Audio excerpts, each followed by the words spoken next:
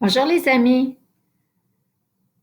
Dans ces dernières semaines, nous avons pratiqué nos stratégies de lecture ensemble. On a raconté l'histoire à quelqu'un, on a remarqué la ponctuation et ensuite on a raconté l'histoire. Mais cette semaine, on va lire un texte informatif.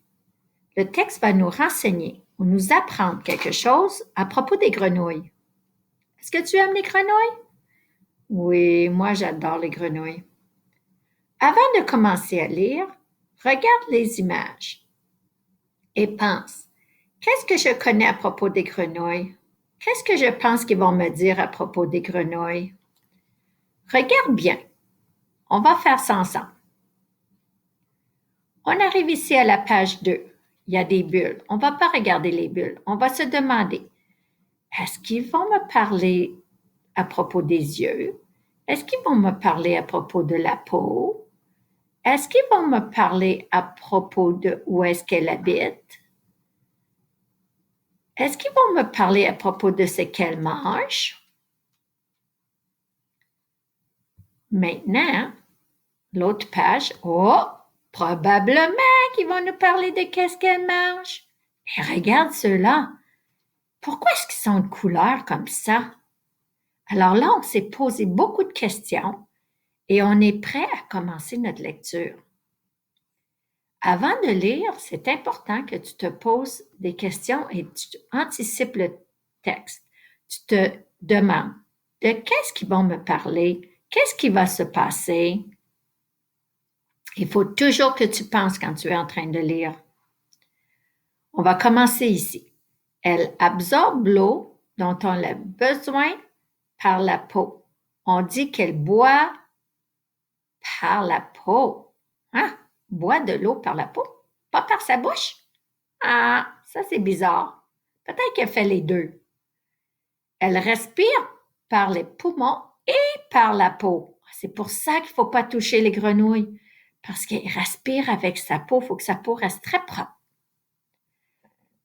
La grenouille habite près des rivières, dans les étangs et dans les marécages.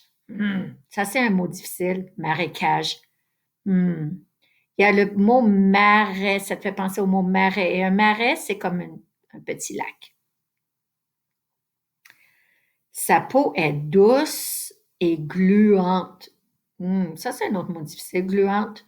Gluante, ça veut dire que c'est comme mouillé. Ses pattes avant, ici, ses pattes d'en avant, sont plus courtes que ses pattes d'en arrière. Celles-ci ont 4 doigts. Hein? Des grenouilles ont des doigts? 1, 2, 3, 4 doigts. Wow! Elles mangent surtout des insectes et des bestioles. Des insectes, tu sais, comme les moustiques, comme des limaces et des vers de terre. Des limaces, c'est des escargots qui n'ont pas de coquille. La grenouille est un amphibien. Hein? Un amphibien, qu'est-ce que c'est?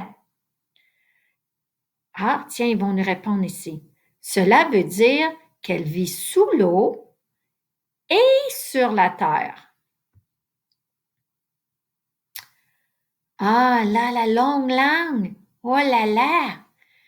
Il n'y a pas de texte. Et tu peux voir le marais ici en arrière. Mais si tu appuies sur l'image, tu peux voir. La grenouille projette en avant sa langue collante pour attraper ses proies. Ses proies, c'est un autre mot difficile. Ça veut dire ce qu'elle va manger. Ah, si tu pèses sur le X, le texte disparaît. Si tu pèses sur l'image, oups, le texte apparaît. Dernière, pourquoi sont de couleur ceux-là? Certaines grenouilles venimeuses sont très colorées. C'est de cette façon qu'elles avertissent les prédateurs de ne pas les manger. Bonne lecture, les amis, et n'oublie pas d'anticiper tes textes et de te poser des questions et de penser quand tu lis.